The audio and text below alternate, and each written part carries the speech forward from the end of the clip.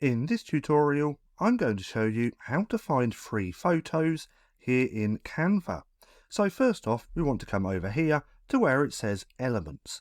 Now, if we scroll down, we're going to have this photo section just here. And if we click on See All, we can see lots of different photos. Now, the problem with doing it this way is that there's no filtering section. So if we go back, let's come up to this search bar and then let's type in a keyword for the photo that we want to find. So let's type in house. Now, if we click enter, we have this little icon just here. Now, if we click on there, we can then come down to price just here, click on free, and then if we come down to photos, click on see all, we now have all photos which are free and for house.